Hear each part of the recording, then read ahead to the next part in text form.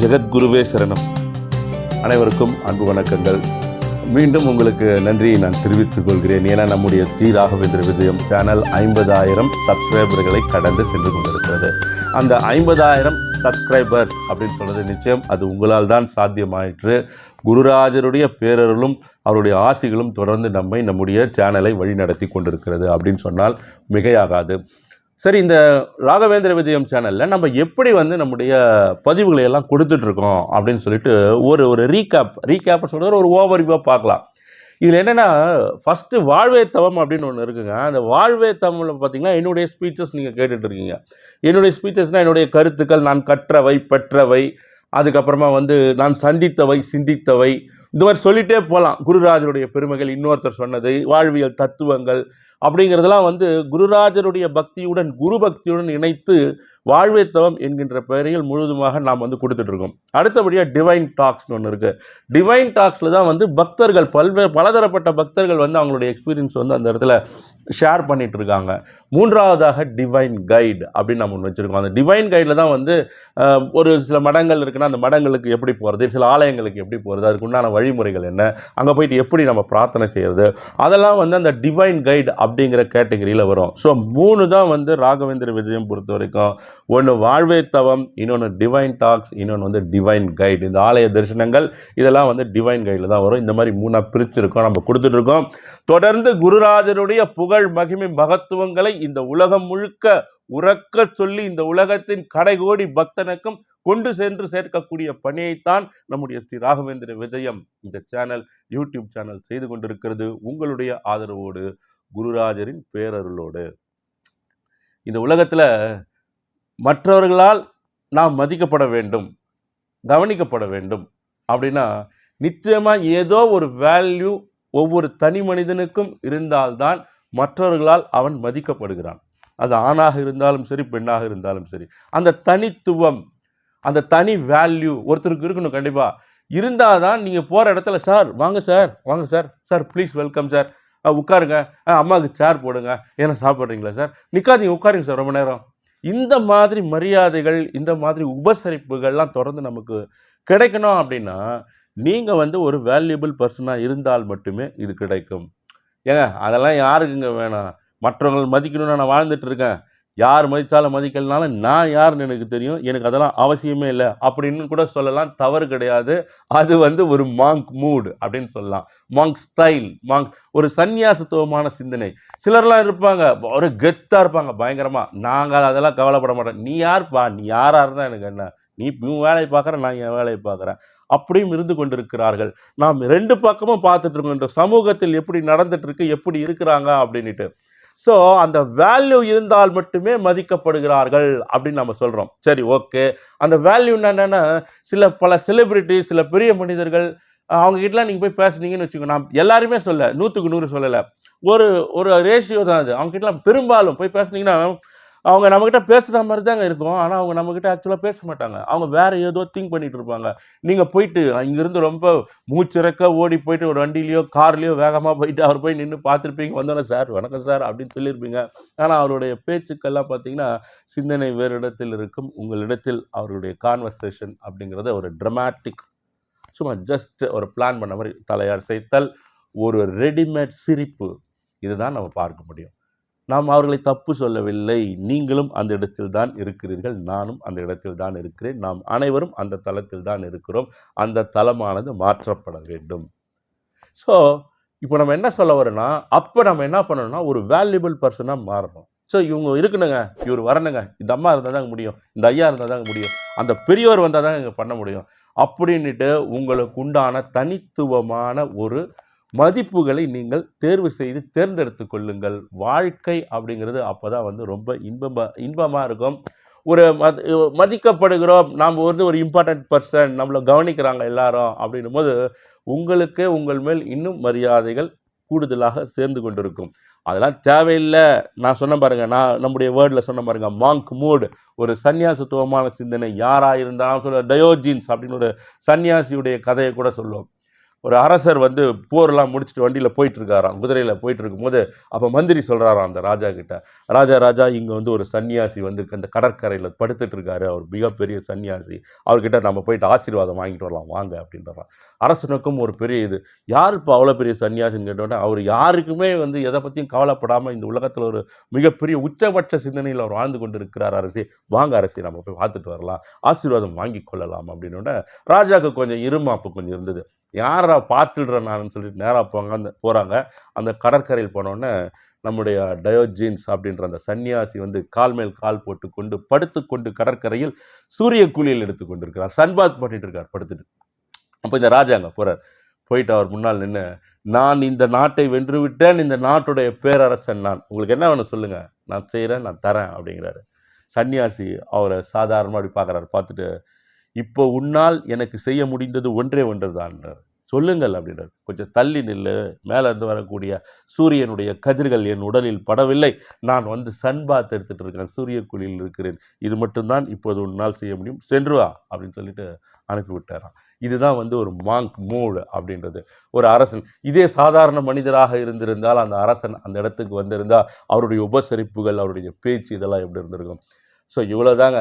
இதுக்கும் மேலே ஒரு விஷயம் இருக்குங்க, உங்களுக்கு எந்த மூடுமே இல்லை, எந்த வேல்யூவும் இல்லை, என்னால் வேல்யூ கிரியேட் பண்ண முடியாது, எனக்கு மதிப்பு என்னால் சமூகத்தில் கூட்ட முடியாது, நமக்கு நம்ம மேல் இருக்கும்.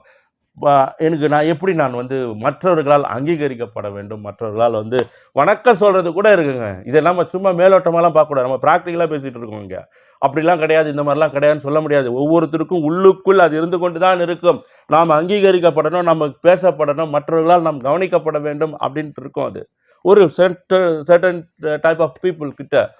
ஸோ அது வேணும்னு இருக்கும், அதுதான் சொல்கிறேன். ஸோ இதெல்லாம் என்னால் வேல்யூ ஆட் பண்ணிக்க முடியாது, என் வாழ்க்கை தரத்தை உயர்த்துகிறது எனக்கு என்னன்னு ஒன்றும் புரியல, என்ன பண்ணலாம் சொல்லுங்கள் நீங்கள் அப்படின்னு கேட்டால் அது ஒன்று இருக்கிறது, மற்றவர்களுக்கு உதவி செய்தல்.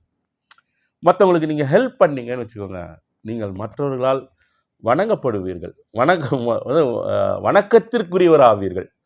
எந்த ஒரு ஹெல்ப்பாக இருந்தாலுங்க, ஒரு பஸ் ஸ்டாண்டில் ஒருத்தர் நின்றுட்டு இருக்காங்க, ஒரு வெயிலில் ஒரு பாட்டி நடந்து போயிட்டுருக்காங்க, கையில் 2 பை வச்சு நின்றுட்டுருக்காங்க, ஒரு சின்ன ஹெல்ப்பு, ஒரு வண்டியை நிறுத்தி, அம்மா அந்த பையை கொடுங்க, இங்கே வச்சுக்கலாம், உட்காருங்க, உங்களை எங்கே ட்ராப் பண்ண சொல்லுங்கள். வயதான முதியவர், அவர்களால் நடக்க முடியவில்லை, கையில் காசு இருந்திருக்காது, அந்த எப்படி போகிறதுன்னு தெரியாது, அது ஒரு உதவி. இந்த மாதிரியான உதவிகள், சாதாரண உதவிகள் நீங்கள் செய்யும் பட்சத்திலிருந்து உயர்ந்த உதவிகள் வரை நீங்கள் தொடர்ந்து அதை செய்து கொண்டே இருக்கும்போது நிச்சயம் நீங்கள் அவர்களால் வணக்கத்திற்குரியவராக மாறுவீர்கள். இது ஒரு பெரிய ஒரு கோட்டே இருக்குங்க இதுக்கு, மற்றவர்களுக்கு உதவி செய்கிறது அப்படின்ட்டு. அதை நான் வந்து ஒரு தனி எபிசோடாக நான் பேசுகிறேன். அது வந்து ஒரு ஒரு அது என்ன சொல்கிறதுன்னா, இந்த மற்றவங்க நம்ம ஹெல்ப் பண்ணுறது மூலமாக மட்டுமே நம்மை நாம் இந்த உலகத்தில் நிலைநிறுத்தி கொண்டு நம் மனதை பூரணத்துவத்துடன் வைத்திருக்க முடியும் அப்படின்றாங்க. நீங்கள் இதெல்லாம் மற்றவங்களாம் நம்ம ஹெல்ப் பண்ணிவிட்டு உதவி செய்கிறோம் அப்படின்னா, குருராஜருடைய அருளும் அனுக்கிரகமும் மிக எளிதாக உங்களை வந்து சேர்ந்து விடும். அவருடைய 2 பக்தர்களை உங்களிடம் அனுப்பி வைப்பார். அது அந்த அம்மா இருக்காங்க பாரு, அந்த தம்பி இருக்கார் பாரு, அந்த ஐயா இருக்கார் பாரு, அங்கே போங்க அப்படின்னு சொல்லிட்டு அவருடைய பணியை நாம் அவருக்கு கூட சேர்ந்து சேவையாற்றுகிறோம். ராயர் இன்னொருத்தருக்கு ஹெல்ப் பண்ணுறாரு, ஒருத்தர் போய் கேட்குறாரு, இந்த ஹெல்ப் பண்ணுங்க ராயரை, அந்த ஹெல்ப் பண்ணுங்கன்னு கேட்குறாரு. அவர் நீங்கள் நம்பகமான பக்தன் ஒருத்தர் இருக்காங்க, அங்கே இருக்க ஒரு அம்மா இருக்காங்க, இங்கே ஒரு ஐயா இருக்கார், இங்கே ஒரு பாட்டி இருக்குது, இவங்களுக்கு இந்த வேலை செய்வதற்கு உகந்தவர்களாக இருப்பார்கள் அப்படின்னா ராயர் அவர்களை அந்த இடத்தில் நிச்சயம் அனுப்பி வைப்பார். நீங்களாக மனமுவந்து செய்யலாம். இல்லை அந்த வேலை உங்களால் தான் முடியும், நீங்கள் செய்ய முடியாதவர்களாக இருக்கிறீர்கள் என்றால் உங்களை நாடக பாத்திரமாக மாற்றி, உங்களை கேரக்டராக மாற்றி அந்த வேலை செய்ய வச்சிருவார். அவ்வளோதான். That's all. இது நம்ம பேசிகிட்டே போகலாம், நிறையா போயிட்டுருக்கலாம். இனிமேல் மிக்க நன்றி.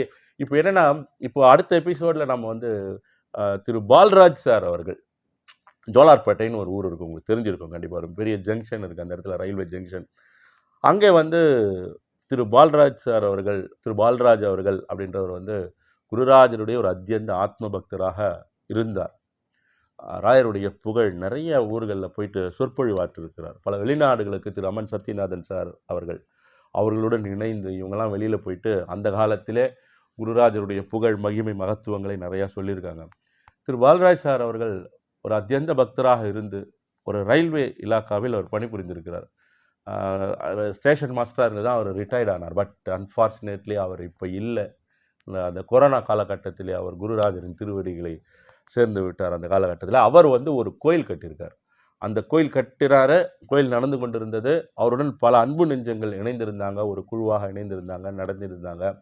அதன் பிறகு அவருடைய இழப்பிற்கு பிறகு, அவருடைய மறைவுக்கு பிறகு அவருடன் இணைந்திருந்த அந்த அன்பு நெஞ்சங்கள், அந்த பெரியவர்களுங்க எல்லாம், அவங்க எல்லாமே வந்து அந்த ஆலயத்தை அவர்கள் எடுத்து சீரும் சிறப்புமாக அதை நடத்திட்டு இருக்காங்க. மிக அற்புதமாக நிறைய அன்னதானங்கள் அதெல்லாம் போட்டு.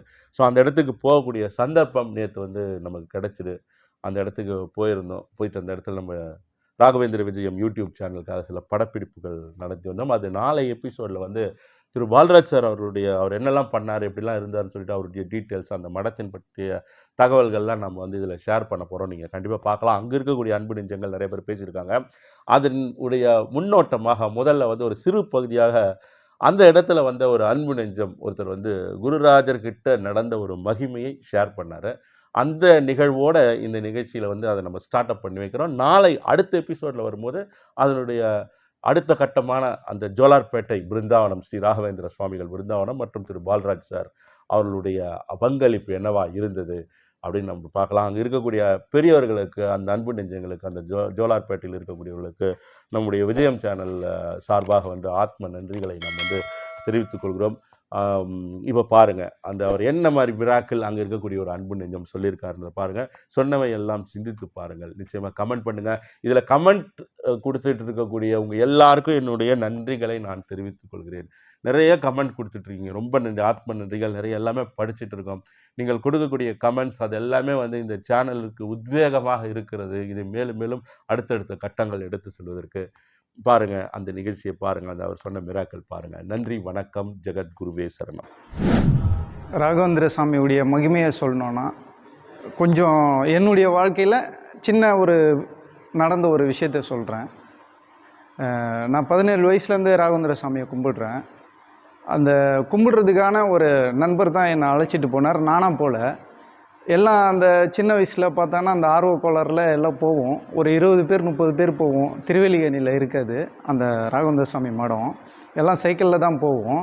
ஒரு நாள் பஸ்ஸில் போகும்போது ஒரு சின்ன ஆக்சிடெண்ட் ஆயிடுச்சு. அதுக்கப்புறம் யாரும் வரல. அதுக்கு நான் அந்த யாரும் வராத போது நான் மட்டும்தான் அதில் கண்டினியூவாக அவரை போய் வணங்க ஆரம்பித்தேன்.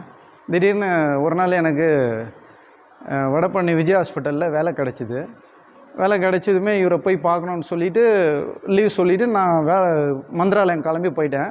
அந்த மந்திராலயத்துக்கு போனது இது வரைக்கும் எனக்கு முன்ன பின்ன போனதும் கிடையாது, வந்ததும் கிடையாது.